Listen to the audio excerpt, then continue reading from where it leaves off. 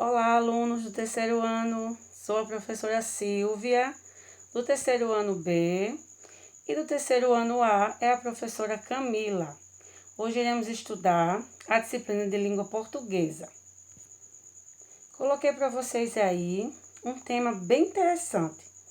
Como podemos contar para alguém como é o nosso jeito de ser? Às vezes a gente consegue contar para alguém, às vezes não. Às vezes a gente até se expressa de um jeito que as pessoas acabam percebendo como é o nosso jeito. Todos nós temos o nosso jeito de ser, o que nos caracteriza, o jeito de andar, de falar, de se comportar, de se vestir e etc.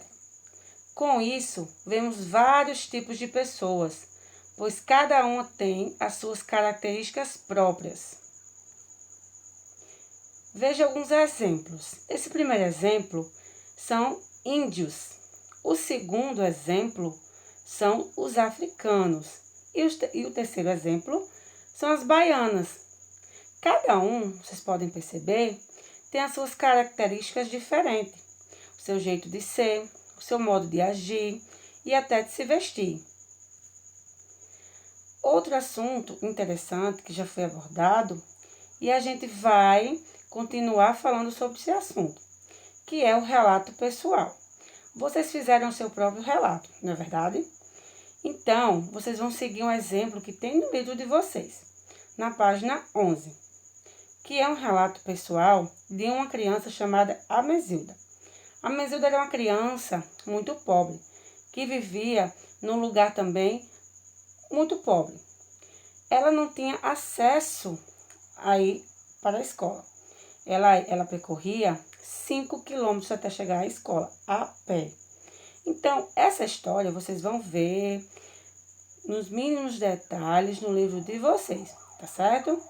Aqui eu também coloquei outro exemplo de um relato pessoal, que é de uma pessoa chamada Eduardo. Ele fala assim: meu nome é Eduardo, eu moro em Santa Cecília. Eu tenho um cachorro, eu moro com a minha avó e com os meus pais. Eu moro na rua Valdemar Luiz Caetano e o número da casa é 37. Eu amo muito meu pai e minha mãe. Quando eu crescer, quero ter um filho. Quando crescer, quero ser caminhoneiro e ganhar bastante dinheiro. Esse foi um relato pessoal e um sonho dessa criança, né? De ter dinheiro, né? De um emprego. Tudo isso é um sonho. Então, isso faz parte de um relato pessoal, que é pensando no futuro e falando de você.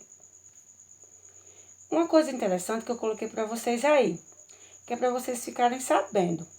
Existem muitas maneiras de chegar à escola, não é verdade? Algumas pessoas vão de carro, outras vão de ônibus, de van escolar ou até mesmo a pé, que é o mais comum na nossa cidade, dependendo da distância da escola. Para algumas crianças, o caminho de casa até a escola pode ser longo, difícil e arriscado. Em algumas situações, sim, não é verdade? Em algumas situações é bem arriscado as crianças irem sozinhas. Vocês vão ver alguns exemplos de como as crianças vão para a escola. Essa primeira foto é uma foto bem típica mesmo de cidade pequena, né? Que as crianças vão para a escola de bicicleta. A segunda foto, elas vão a pé. Muitos casos também, quando o pai tem carro, leva a criança de carro. Já nessa última foto, é um modo de ir para a escola bem típico de algumas regiões, que as crianças vão de barco. Outra coisinha aqui que a gente vai ficar sempre lembrando, não é verdade? Sempre batendo naquela mesma tecla, porque é a nossa realidade, infelizmente, que é o caso do coronavírus, que assola o nosso país e o mundo inteiro. Então, coloquei para vocês aí, para vocês sempre lembrar como vocês devem se prevenir. Primeiro passo, vocês têm que sempre lavar as mãos frequentemente, pelo menos 20 segundos, com sabonete. Se não houver água e sabonete, vocês podem usar o mais comum, que é o álcool, né? O álcool em gel. Álcool 70. Outra coisa, evitar sempre de tocar os olhos. Não pode, gente, tocar os olhos, o nariz, na boca, com as mãos que não sejam lavadas.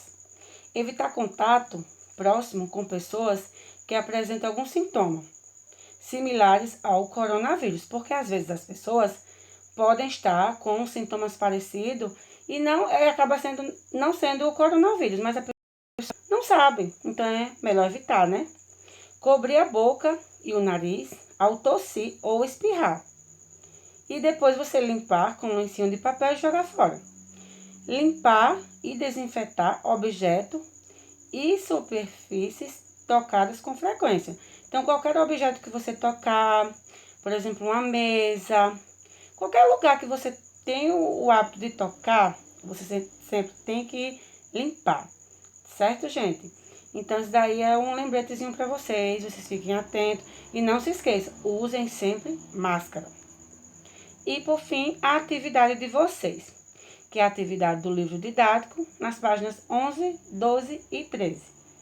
Eu desejo para vocês bons estudos, certo? Então, qualquer dúvida, falem com nós no grupo, certo? Ou no privado.